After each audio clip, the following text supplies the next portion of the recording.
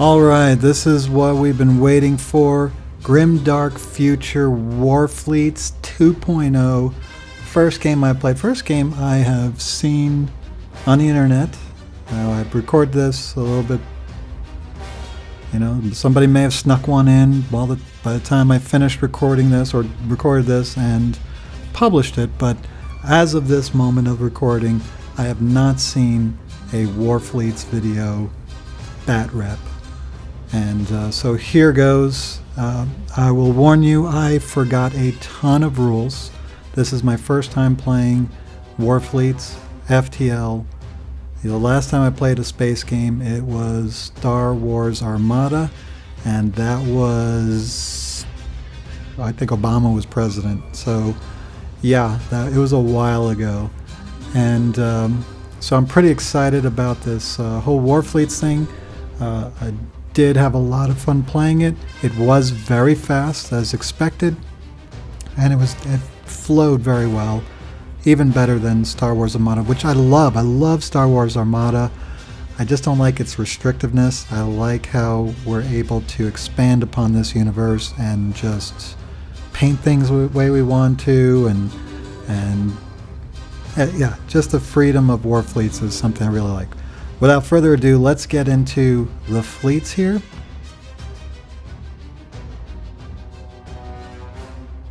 Now I know these are not the ships for the dwarves. It's dwarves versus high elf fleets. But this is what I printed. I like the ship style of the Alliance, and so I printed out a bunch of ships for the dwarves. And I will fix this in the future, but just bear with me. It's the first time playing. Just wanted to print things out so I could play them. And so the big ship over here is the Anvil ship. It is hardened, fortified bow. Let me just tell you, I forgot so many rules. It is hard enough to keep up with one fleet, let alone two fleets, and that are two fleets that are very different. The turret has a 24-inch range, 2 attacks, strength of 2. The gyro accelerator is really the only thing that it's going to get to use because it's so slow. It just kind of lumbers out there during the game and just uses these two weapons here. The gyro accelerator, if I can look up the rule here, the gyro accelerator gets +3 strength and deadly when targeting enemies over 12 inches away. So that was a perfect weapon to shoot at things between 12 and 24 inches. The Brawler's Delight is going to come into play with other ships, and the Indolence Rifle gets +12 range when using hold action. So if you just sit and spin, you can shoot, you can get 18-inch range out of it. Alright, the Loom ship is the medium-sized ship. It's going to have nuclear ammo, which gives the turret a +1 to strength. Brawler's Delight, this is a really good weapon. You get deadly when targeting enemies and they're front-facing. You don't have any strength, but against smaller ships in the beginning of the game, it is a really good weapon. And then the Giga Cannon off to the side, once you get in close, it's 1 attack, strength 4, deadly.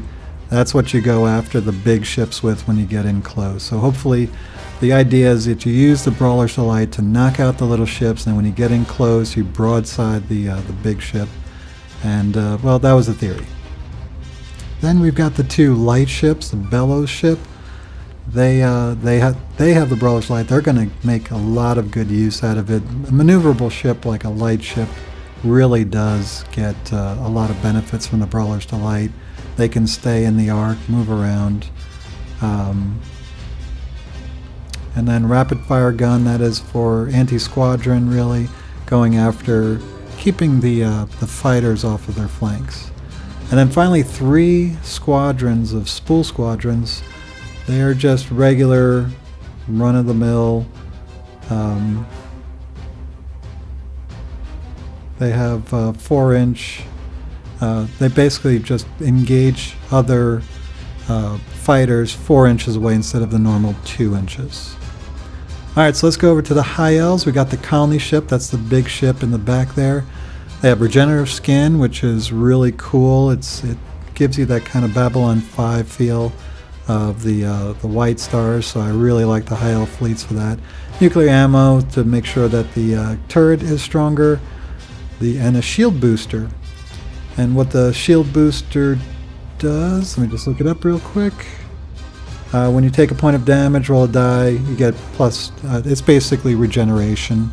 You get, which is weird because regenerative skin, what it does is it just takes up damage here, and then if it doesn't have 3, at the end of the round it takes off a damage, so it automatically brings back life.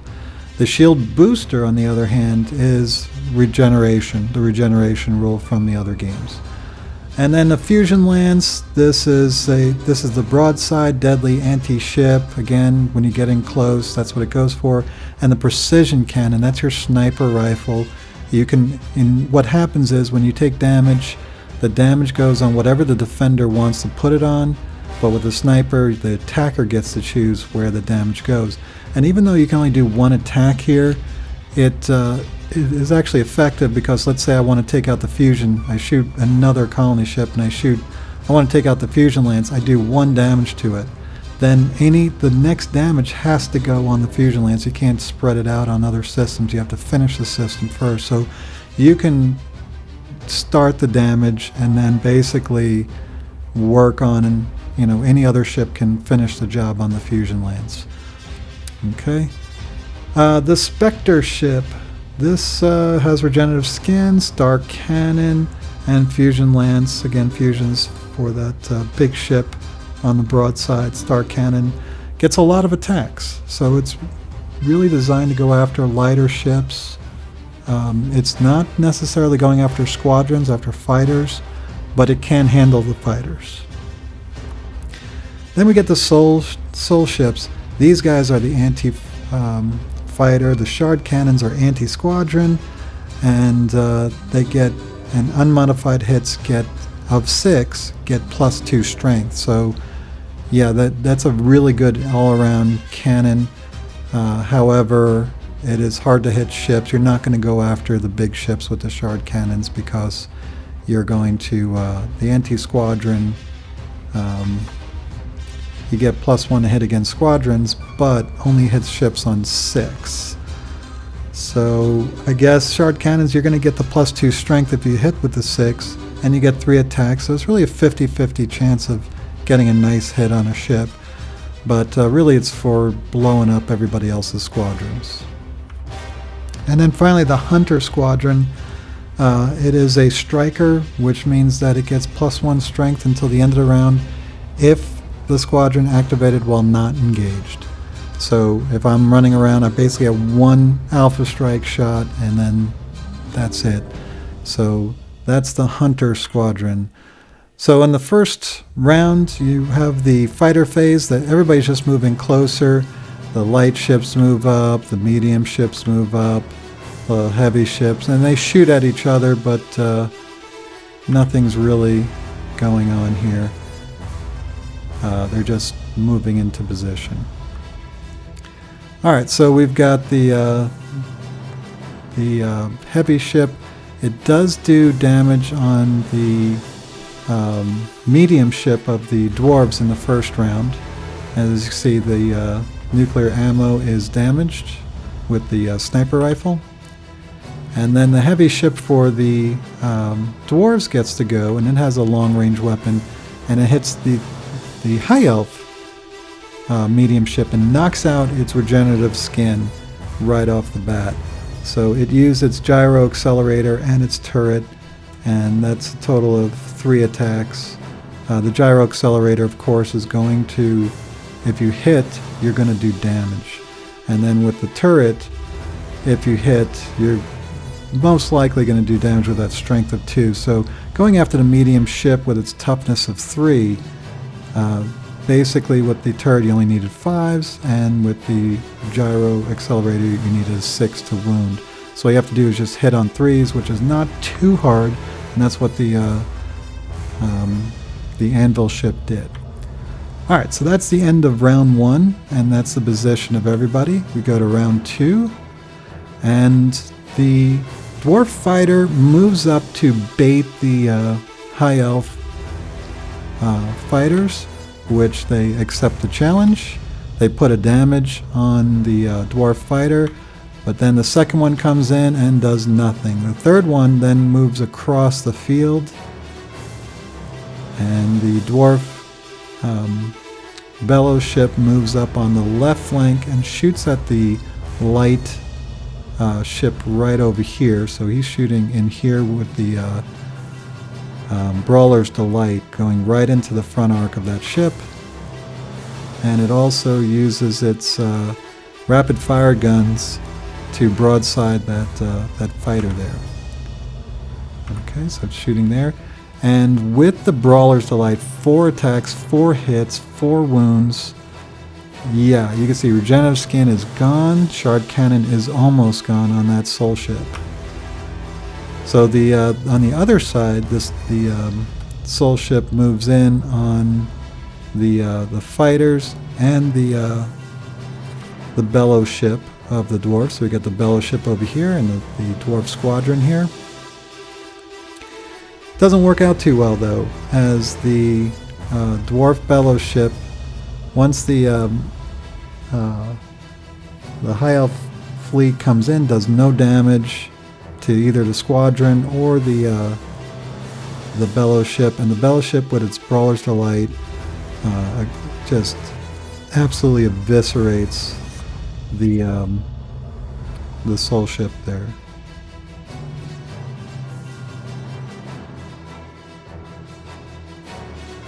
Okay, so it does take a damage from the soul ship though. Soul ship did do a damage on the rapid fire gun, and it did do a damage on the squadron, because the High Elf fleet has a shard cannon which was anti-squadron, but it only got 1 hit on the squadron and did a damage to it. And it did do a damage with its turret onto the bellow ship, but like I said, the bellow ship just creamed it to pieces. Alright, so then the soul ship over here does a turn and comes in front. He's going to use the shard cannons over here on the squadron, and then shoot with its turret onto the bellow ship. Also, I forgot that the Spectre ship, because the soul ship got destroyed, it has an ability that gives it 2 wounds back. It's called Defiant. And so they cut across. They don't do any damage to the squadron, but it does do a damage to the bellow ship. And now the medium ship for the dwarves moves in, shoots at the medium ship and does 3 damage. And then the high elf medium ship moves in, shoots and does damage to the Spectre ship, the medium ship for the the Spectre ship took damage, 2 damage from the Loom ship, which is the medium ship. I'm sorry, I'm getting a little confused here, but yeah, there's damage going to this ship right here as it comes in and tries to do damage. It did do damage to the bellow ship, but I don't know why I didn't put that damage there. Anyway, okay, so yeah, so this is the high elf ship coming in and does 2 damage to the bellow ship, knocking out the Brawler's Delight. And now we go to round 3. The squadron that was all the way on this side comes across to try to help out this furball here. Can't quite reach it. And the squadrons really don't do any damage to each other. They have a tough time shooting at each other. And so the high elves get to go first this time, and so this light ship here is going to fire and actually knocks out the bellow ship and puts a damage on this with the shard cannon. So yeah, what looked really bad for the high elves, because this is heavily damaged. The other light ship on the other side is destroyed, but now the odds are pretty much even between the 2 sides.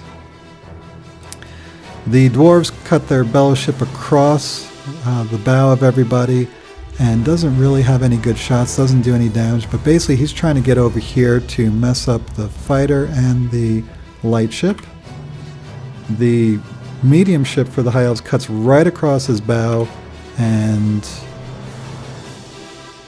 let's see, shoots at, now it's going to shoot its front weapons. Let's see.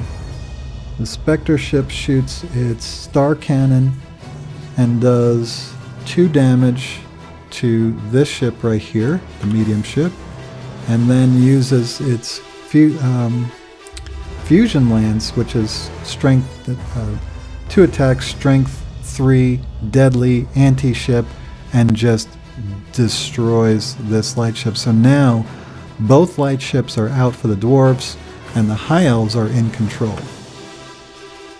Alright, so now the dwarves are going to get a return fire here from their medium ship. They're going after the High Elf medium ship, and they're going to do 2 damage and knock out their star cannon. The High Elf heavy ship moves in, and he's going to shoot at the medium ship as well. He shoots with the sniper and with the turret and knocks out the Giga Cannon. And now the heavy ship for the dwarves is going to do the same thing, go after the medium ship, but he totally whiffs. So now we go to turn 4. This squadron finally makes it into the furball. This squadron is knocked out by the High Elf squadron. And then the light with the shard cannon knocks out his poor fighter that came in at the last second. The medium ship for the dwarves then moves in, knocks out the light ship for the High Elf fleet. Yeah, there it goes. And does some damage on the fusion lance of the medium ship, so it's only got 1 more hit point left and then it's out. The medium ship then cuts across the bow, destroys the last fighter here, and broadsides the medium ship for the dwarves. So now the dwarves only have their heavy ship. That's all they have left. And so the heavy ship then shoots at the medium ship, destroys it because it only had 1 hit point left, and then let's see, I believe it used its turret on the other, let's take a look here. It uses the gyro accelerator on the heavy ship, and the turret on the medium ship knocks out the medium ship, puts 2 damage on the High Elf heavy ship, and then the High Elf heavy ship fights back. Yeah, almost loses his entire regenerative skin, shoots back at the heavy ship and hits the fortified bow, which is just extra armor. So you can see here the damage is almost the same. The only thing that's different is that you still have 1 more hit point on the squadron for the High Elves. But otherwise, the 2 heavy ships are the only ones left standing. They both have 2 damage on it. Now this heavy ship has regenerative skin, so it's going to take 1 off. So there's a slight advantage to the High Elves. As you can see, this is a very destructive game. I did not use objectives. This was just basically a little play test here. Try to learn the rules, try to figure out how this game feels. You know, is it as destructive as the other games? At first it wasn't. I was pretty surprised how little damage and little hits was going on. I was like, wow, you know, looks like this game is not quite as destructive as the other games, and that's not true. You just got to give it a chance. And then all of a sudden ships started exploding everywhere. And it was pretty fun to go through it and start learning the rules. Like I said, I forgot a ton of the special rules for the ships. You really do have to familiarize yourself with them. I would have to say the fantasy game's the easiest one to play because every unit has very few special rules. There's like 1 weapon, 1 thing going. Then Grimdark Future, where they usually have a melee weapon and a shooty weapon, and then maybe a special rule. But here on the ships, there's so many things going on, so many different options that can be used by every single ship that is very hard to keep track of even if you just are using the one fleet. Here I was trying to keep track of 2 fleets. I will say, though, it looks extremely balanced, which means that if you win, you're probably going to win on tactics. Luck is the dice are going to do what the dice do, but they are going to even out in the end. And so tactics I feel are going to be even more important in this game than they are going to be in the other 2 games, the fantasy and the sci-fi. So I'm really looking forward to seeing other people's batrep.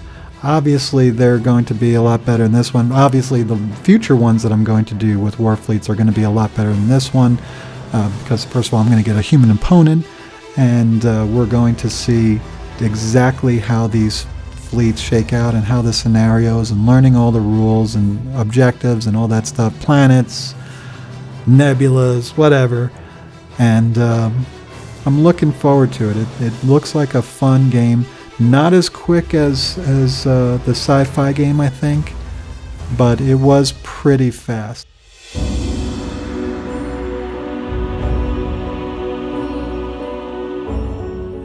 Alright, some conclusions. This game is very well balanced. As you saw, the game, basically, the high elf fleets took one less, had one more hit point left than the dwarves did, and that was it.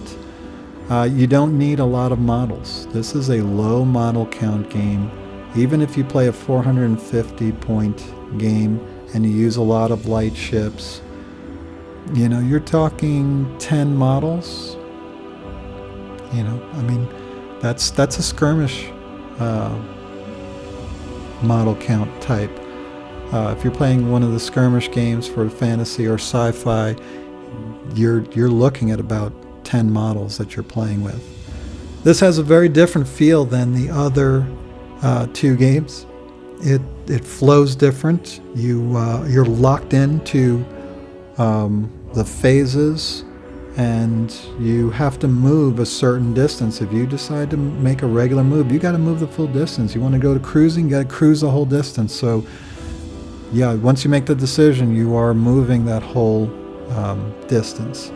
Paint makes a difference. You need to distinguish your ships. If you paint them all black, then how do you know which ship is which if you have 2 light ships that are supposed to be the same? So yeah, your painting scheme is going to make a difference. You need to paint them a little bit different, give them a little variation. I kind of think of Formula One, where, you know, you got the Red Bull cars or the Ferraris. They look the same, but then they have this, right above the driver, they have a fluorescent color for the second driver. And so you need to have some sort of distinguishing feature between ships of the same class. Ship phases make the game run more smoothly. When you are doing a fighter phase, there are less options of what to move and what to shoot with. So that limits your options at the time you're making a decision, which makes it easier for people to make that decision. Do I, you know, instead of saying, hey guys, should I move the heavy ship first or this ship? You really, a lot of times, just have 1 or 2 choices, and then you just go ahead and go with one of them. Collecting the fleets is going to be much cheaper. This goes along with the low model count, so you are not going to be printing out a whole lot of plastic in order to fill out your fleet for battle. And like I said before, it is compatible with Star Wars Armada. The bases are the same, the sizes are comparable. So if you have Star Wars Armada, you already have a fleet. You already have something to play with, even if you don't have a printer. So this is probably the most inclusive game that I can think of, where somebody could just go to a store and get some Armada ships and then make a list of dwarves or high elves or whatever they want, and then just, you know, pretend the Star Destroyer is a loom ship or something, and just go with it. So you know, a lot of people can probably already, but if they are already into space fleet battles, I would imagine they already have some sort of model to play with until they can get a more specific one-page rules type of model. So anyway, thanks for watching. I really enjoyed this game. I hope you enjoyed it too. And let me know what you think. Do you think you're going to play this game? Is this something that you're going to be interested in? And let me know in the comments. Thanks for watching.